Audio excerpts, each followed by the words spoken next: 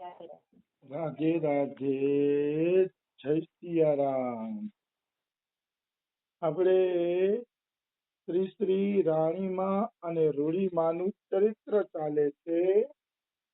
રાણીમાં અને રૂડીમાના ચરિત્રમાં આગળ વધીએ તો રાણીમાં, રૂડીમાં અને વિસામણ ભગત, જલારામ બાપા ને એ બધા બેઠા હોય છે અને વાતો હાલતી હોય છે. તો વિસામણ ભગતે લાલા ભગત અને જલારામ ભગતના વખાણ કર્યા કે તમે બે મહાપુરુષોએ તો ખરેખર વાત ન મૂકો કે બહુ સારી સેવા કરો છો સૌરાષ્ટ્રની અંદર. તો લાલા ભગત અને જલારામ બાપા એમ બોલે છે કે અરે વિસામણ ભગત, આ તો બધોય આપનો પ્રતાપ છે કે અમે તો આપના પાડેલા ચીલે ચાલનારા છીએ. આવી રીતે વાત કરે છે જલારામ બાપા અને લાલા ભગત, અમે તો તમારા ચીલે ચાલનારા ભગત છીએ. તો વિસામણ ભગત બહુ સરસ વાત કરે છે કે કીર્તારના માર્ગમાં કેળા તો બાપ કે વારના પડેલા છે, મારા જેવું ભગતડું શું પાડવાનું હતું. આ અગત્યની વાત છે. વિસામણ ભગતે બહુ સાચું કીધું કે કીર્તાર એટલે ભગવાનના દરબારની અંદર તો ક્યારના કેળા પડેલા જ છે. આપણે કોણ એવા છીએ કે જે કેળા પાડવાના છીએ, કે નવો રસ્તો પાડવાનો છે એ ખોટી વાત છે. કેળા પડતા જ નથી કે કારણ કે કીર્તનના માર્ગમાં તો કેળા પહેલેથી જ પડેલા છે. આવી વાત છે.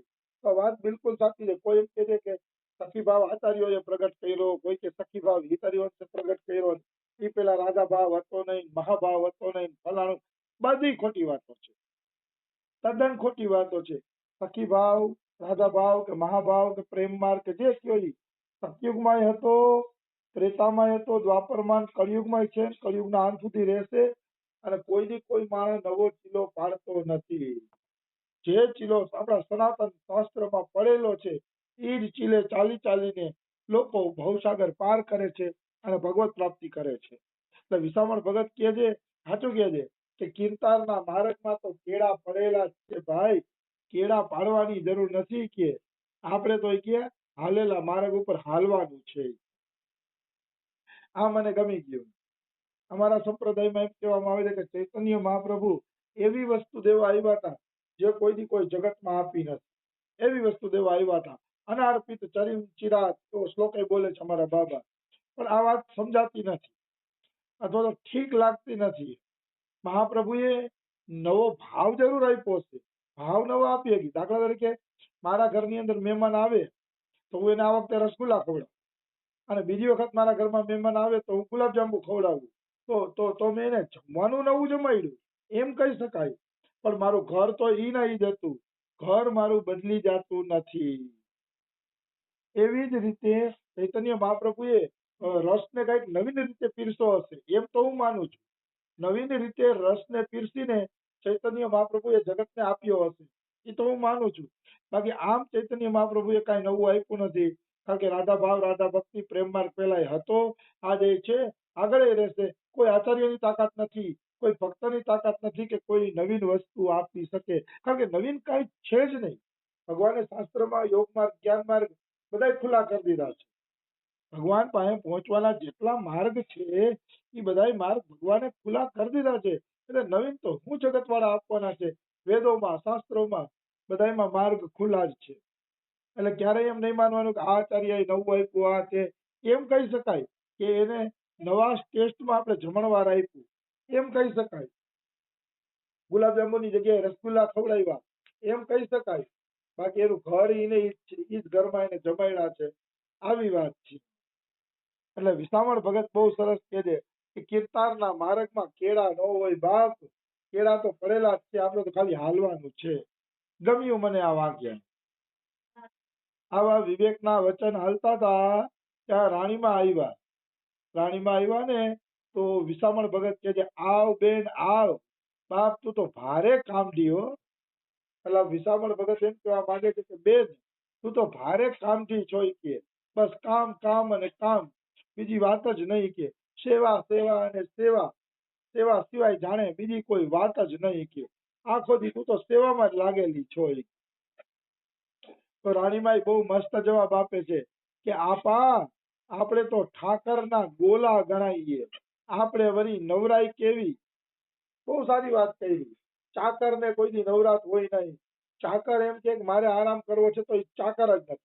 ચાકરને છે ની નવરાત. રામ કાજ કિए बिना मोही कहाँ विश्राम. ચાકરોને કોઈ દી નવરાત હોતી નથી, ચાકરોને કોઈ દી છુટ્ટી હોતી નથી. આવી વસ્તુ છે. આ અમે સત્સંગ કરીએ છીએ, અમારે રવિવારે છુટ્ટી નથી હોતી.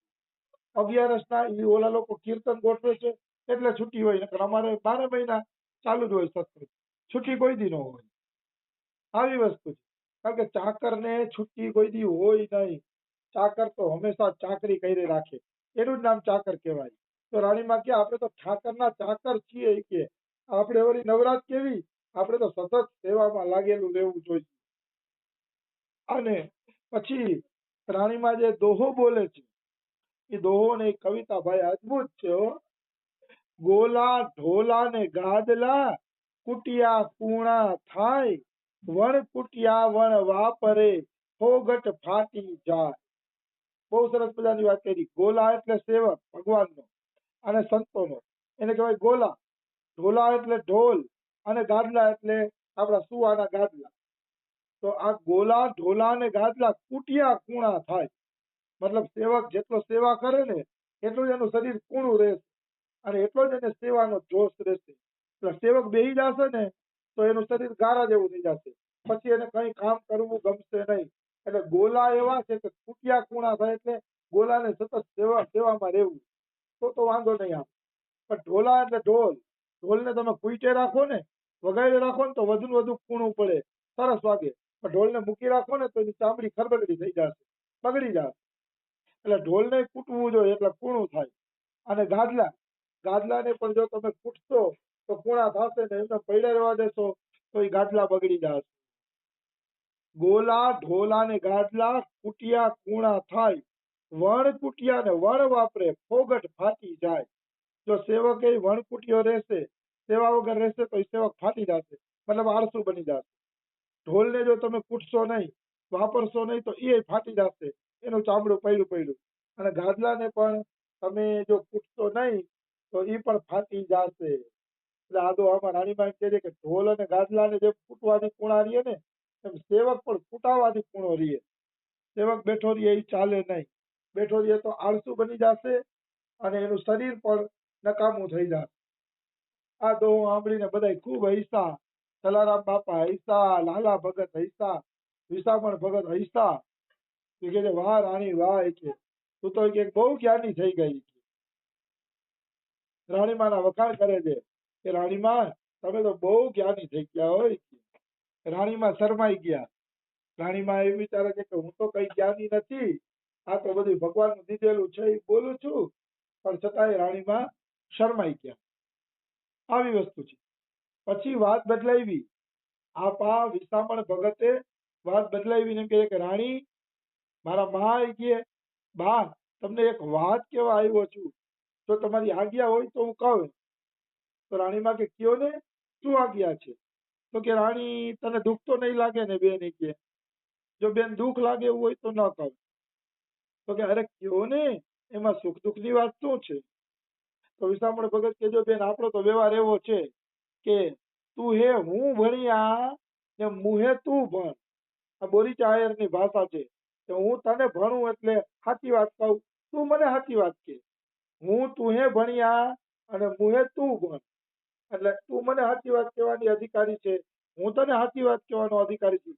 આપણે તો ભાઈ બહેન કહેવાય કે, એટલે આપણે તો એકબીજાને વાત કહી શકીએ ને કે, તો એકબીજાને આપણે વાત કેવી જોઈએ. તો રાણીમાં કે અરે ભાઈ કે ને, આમ શું કામ તું આટલી બધી ગોળ ગોળ ગોળ ગોળ ફેરવા શીખીએ? તું જે હોય એ કહી દે. તું તો કે ભક્તોનું સ્થિર છત્ર છો કે તારા મોઢામાંથી કોઈ વાણી નીકળશે તો એ વાણી રૂડી રૂપાળી જ હશે. મને વિશ્વાસ છે કે મારા ભાઈના મોઢામાંથી કોઈ દી અવળી વાણી ન નીકળે, ભગવાનની જ વાણી નીકળે અને રૂડી રૂપાળી જ નીકળે. એટલે બોલ ભાઈ બોલ કે તું શું કહેવા માંગે તું મને કે.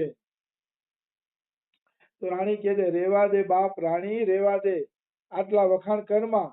અમારા મોઢામાંથી રૂડી વાણી નીકળે એવું જ થોડું છે કે આ ગલડે ગટપણ વિહલાને ફટવમાં મતલબ ગઈડે ગટપણ હવે આ વિસામણ ભગતને ફાટવા ન દે કે વખાણ કરીને ફાટી જાશે ને તો ગઈડે ગટપણ મારું ભજન બગડી જશે. વિસામણ ભગત એમ કહે છે કે ઘરડો થયો ત્યાં સુધી ભગવાનની સેવા કરી, ભક્તોની સેવા કરી, હવે તારા વખાણથી જો હું ફાટી જઈશ ને તો મારું તો કે ભજન નષ્ટ થઈ જશે કે બેન તારા વખાણ ન કર જા જાય છે. આ ભક્તોના લક્ષણ છે કે ભક્તોને પોતાના વખાણ જાજા ગમતા નથી. આ જ ભક્તોનું લક્ષણ છે. જેને પોતાની પ્રશંસા ગમે એ વ્યક્તિ ક્યારેય પ્રભુ ભજન ન કરી શકે.